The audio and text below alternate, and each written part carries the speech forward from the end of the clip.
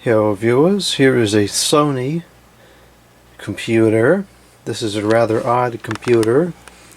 It is the model number VGC-LV150J, and I suppose this could be considered a very early kind of all-in-one type machine. It bears the Windows Vista branding, so it's probably from the mid-2000s or so. It does have an Intel Core 2 Duo processor and NVIDIA graphics. On the other side of the thing we have a Blu-ray advertisement. Dolan is certified, I'm not really sure what that is. And full high definition 1080p screen. So this is quite fully featured and had a lot of different options. I think this is also some kind of a television set as well. It's extremely heavy. On the left hand side we have multiple cards. We have an express card reader, a Magic Gate card reader, and a card reader, as well as audio in, audio out. I'm not exactly sure what that one is. And a USB Universal Serial Bus port. On the top we have the Motion Eye. I don't know if that's referring to the Weber up there at the top or what that is. We have a separate power button for the computer and the display. And then on the right side of the machine we have the Blu-ray DVD digital video disc player, or Digitan video disc player. We have the wireless switch, 2 more Universal Serial Bus ports, an HDMI selection, the menu button, and then probably brightness or volume, and then OK.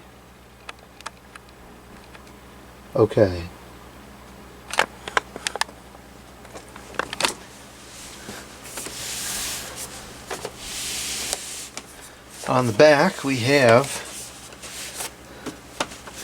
a connecting button. Looks like some kind of a FireWire port. An optical audio port perhaps. And then 2 more Universal Serial Bus ports. Over here it says lamp contains mercury. So I'm not sure what kind of lamp is in there. I would have expected the bulk of the display, or the bulk of the unit rather, to be the computer motherboard, but perhaps the bulk of the unit is the display panel. Whatever it is, it's very, very heavy. Okay, so this comes off very easily. I think it's magnetized. And then we have a standard Vista mount style stand. We have the micro-hard Windows Vista Home Premium. And then we have what looks like television tuner inputs for a coaxial cable or an antenna, Digitan and Anatan, HDMI input, so I suppose this could be used as some kind of a monitor alone. We have a network audio-visual input. I'm not sure what kind of audio-visual that is. It's quite beat up, whatever it is, or was, if it's broken. And then we have video, which is pretty old. I haven't seen that in a long time. And infrared transmitter out. And then finally over here we have AC power in. Here's the information. It calls this a personal computer. Unfortunately made in China, and it does not seem to indicate anything other than it being a computer, which is surprising because it's clearly more than that. Hard drive access bay, so perhaps this would be not too horrific to service if the drive and or memory is easily accessed up at the top. I'm not going to get into that now because I don't even know if the thing works. So let's test it, see what transpires.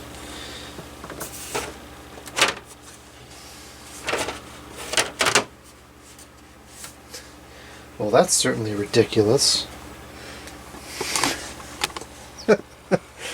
This must require some kind of weird power cord, because this one, I mean, there's no way this could close with it plugged in, because the slot there is so thin. Maybe one of the flat cords would fit.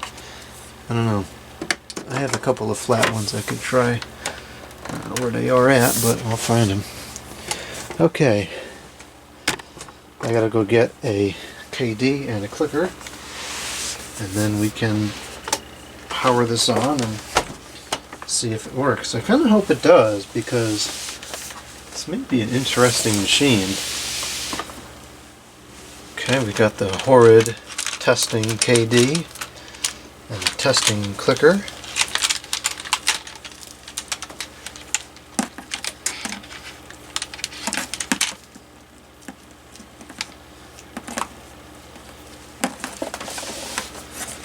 Plug these in on the side here. And this is going to be hard to record because there's a glare.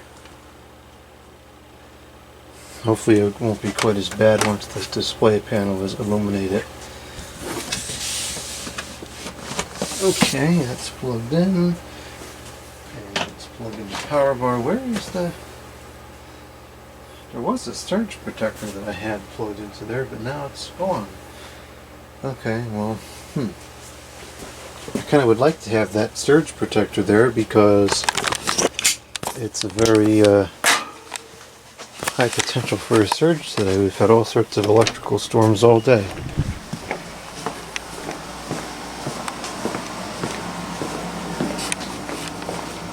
Okay, I know it was over here somewhere.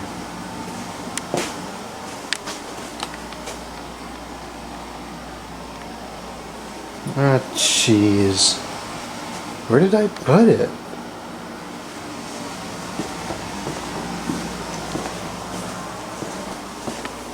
Oh. I remember where I put it. It may be upstairs, because I brought it with me when I went on that vacation. Okay, whatever. Well, you know what I could do is I'll just plug it in. I'll just plug it into a different outlet. That's all. I'll just plug it in over here, because we know that this thing is protecting. Okay, it's plugged up.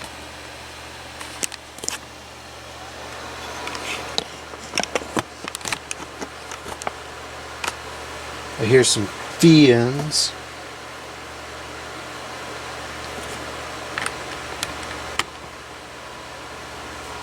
And something just came on the screen. Input PC.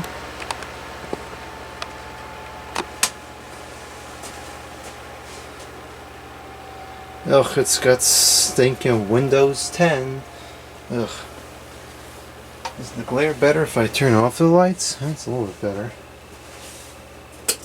It's kind of ridiculous to record this in the dark, but any deal we have to do. And there's a cursor on there now. Of course, it happens to be the blurry. Now there's some camels on the screen.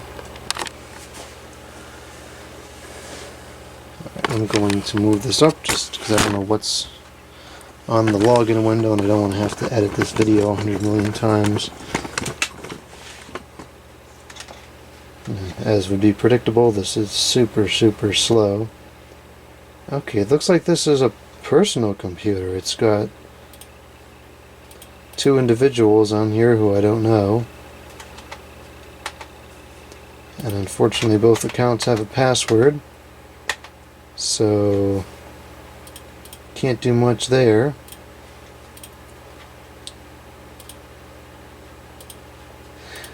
Very surprised that this is like this. I would have expected this to be a different configuration. Okay, well, I'm going to turn it off. Turn off. And let's see if we can go into the BIOS to see setup options or anything like that. I want to put the lights back on for now.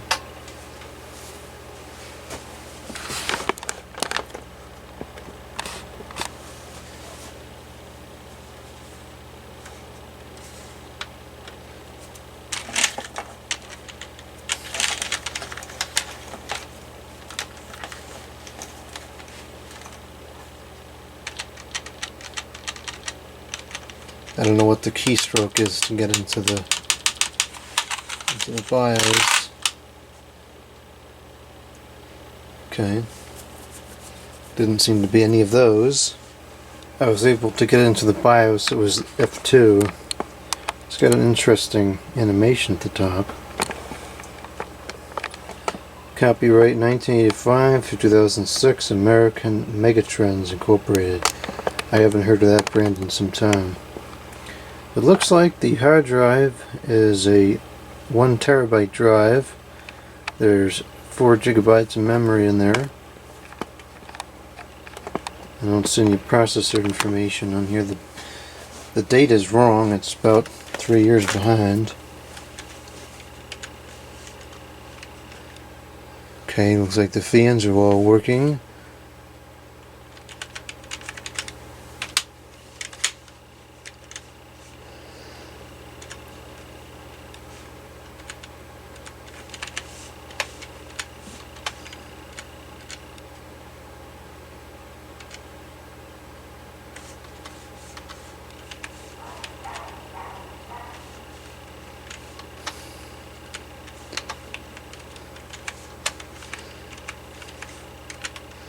Okay, it doesn't have much information in there. Well, I guess we're going to have to install Windows in order to look at any of the specifications. Since it does seem to work, let's see if I can find out how easily it is to change out the memory. Because if I do end up using this, I don't want more than 4 gigabytes in there.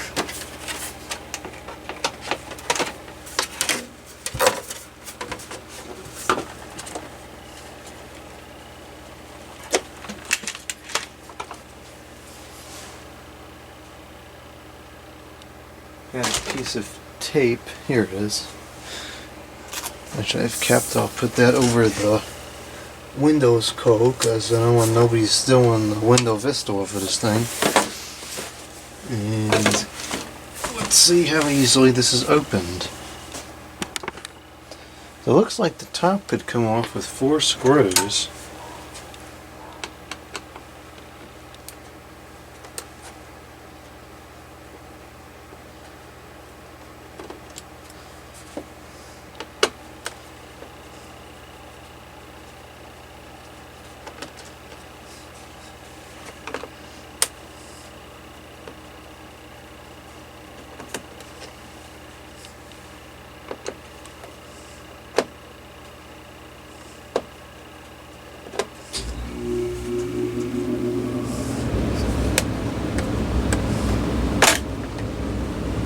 Okay, so there's the hard drive. It's a full-size 3.5-inch drive. Looks like it's going to be an ocean fence.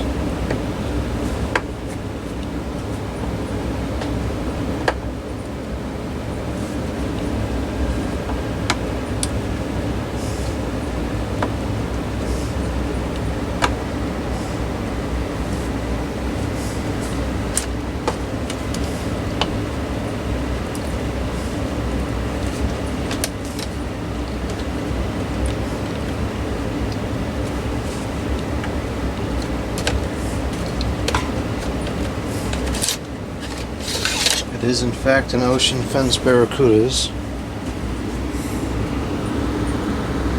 Date code of 12.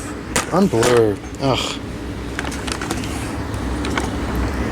Date code of 12494, whatever it decrypts to, I don't know. I don't know what RPM that is. It kind of performed like a 7200. Okay, so no RAM slots in there.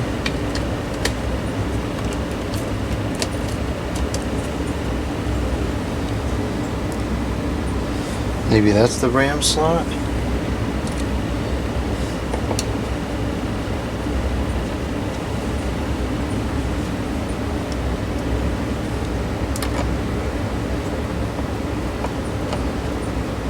There's something here, I'm not sure what that is. Let's try this slot over here.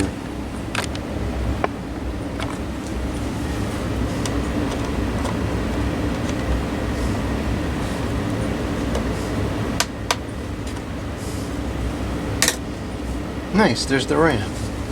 Okay. Oh, it's what is that, DDR2 in there? It's something I haven't seen in a while.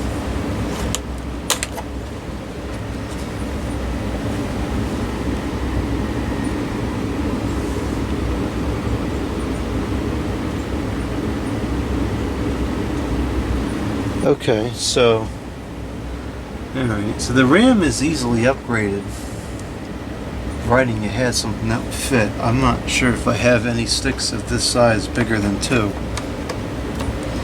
So the move with this machine may be to just put a solid state drive in here and let it run off the 4 gigabytes of RAM.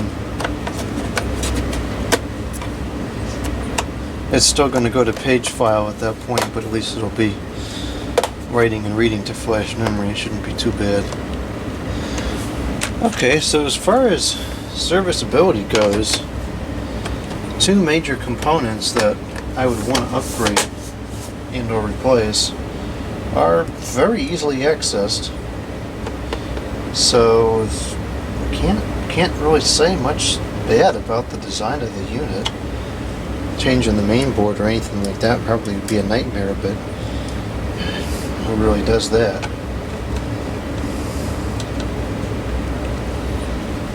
Okay, well, I'm going to look around for some more memory. I'm pretty sure I don't have anything bigger than 2, but I'll check. If not, I think we're going to retrofit an SSD into here and install the Windows, and we'll do that in another video.